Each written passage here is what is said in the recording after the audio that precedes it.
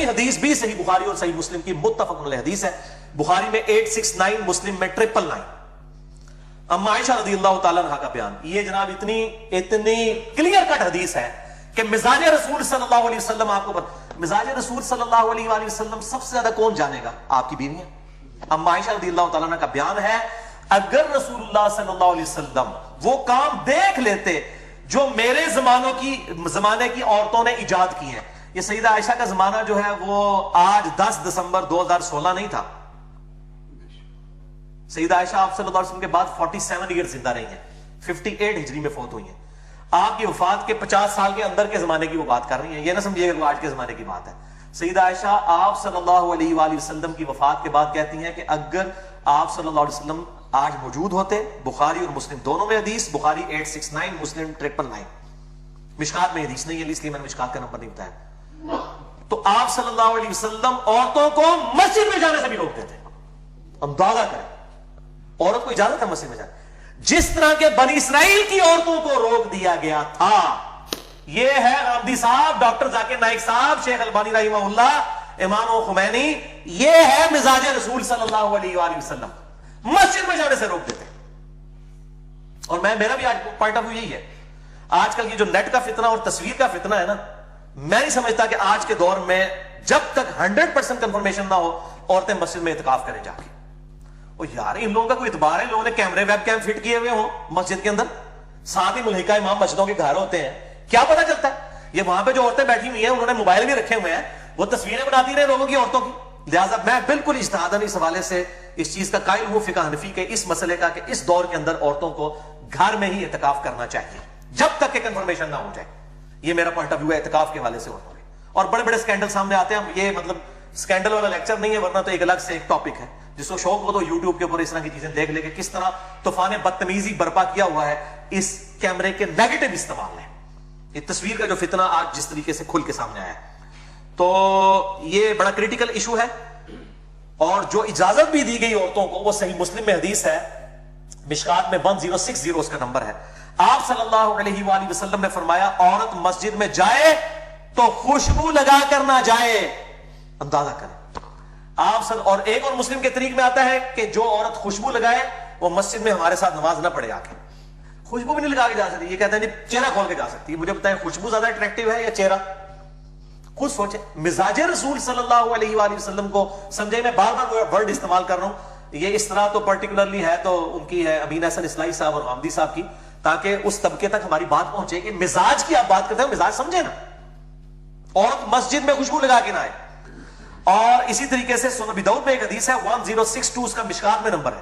آپ صلی اللہ علیہ وآلہ وسلم نے فرمایا کہ عورتوں کو مسجد میں آنے سے منع مت کرو, لیکن گھر میں نماز پڑھنا ان کے لیے بہتر ہے.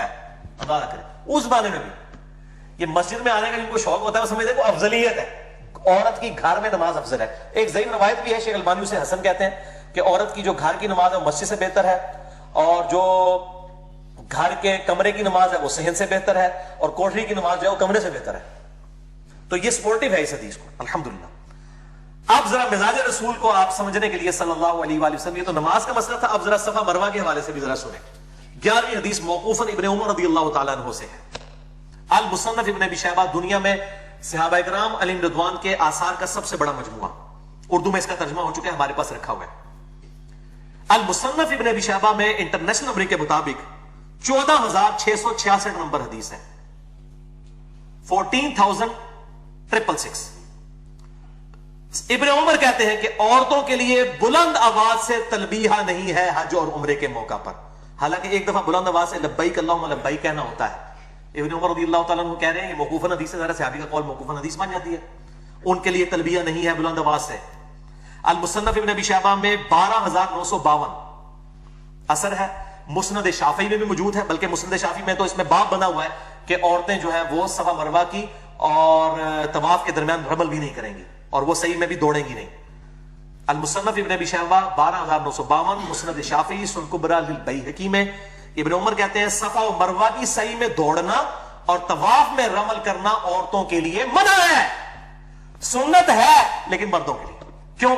پردے کی وجہ سے. دوڑیں گی تو ظاہر ہے ان کا سینہ جو ہے وہ چھلکے گا, تو طواف میں رمل بھی نہیں کریں گی सवा मरवा में वो जो 2 ग्रीन पट्टियों के दरमियान भागना होता है वो नहीं भागेगी अल्हम्दुलिल्लाह।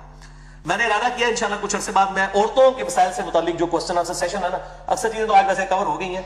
औरतों की इमामत का मसला, वो गांधी साहब ने ये मसला भी उठाया हुआ है। वो कहते हैं जी औरतों की इमामत है, वो जरा बताए ना, सुनन अबी दाऊद के अंदर जो हदीस मौजूद है, औरतें औरत की इमामत कर सकती हैं, मर्दों की इमामत का सबूत औरतों के हवाले से कोई साबित नहीं।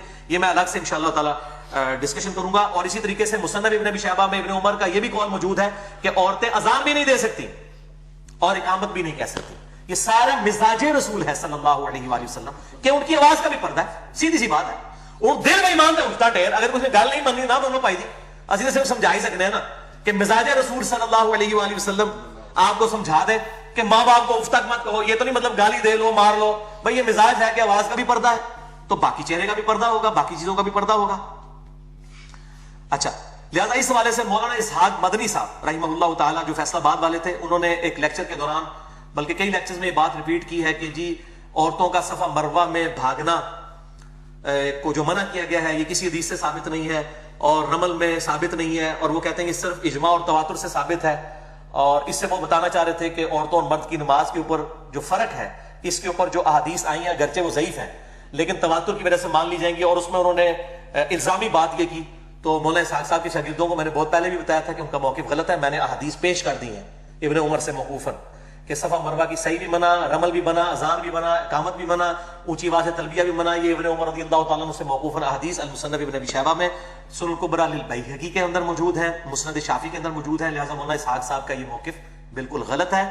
बाकी मर्द औरत की नमाज के जो फर्क के हवाले से मैं इसके बारे में कोई फाइनल ओपिनियन अभी तक उस तरीके से रिकॉर्ड नहीं करवाया। मेरा मौक़िफ़ फिल वक्त गांधी साहब के साथ है और अहले हदीस का भी वही मौक़िफ़ है अक्सरियत का कि मर्द औरत की नमाज का फर्क नहीं है। बहरहाल इसमें तहकीक करूंगा, हो सकता है इसमें मुझे कोई मौक़िफ़ और भी मिल जाए, इसलिए मैं अपनी फाइनल वर्डिंग उसी वक्त ही दूंगा इंशाअल्लाह जब मैं अपनी तहकीक मुकम्मल करूंगा।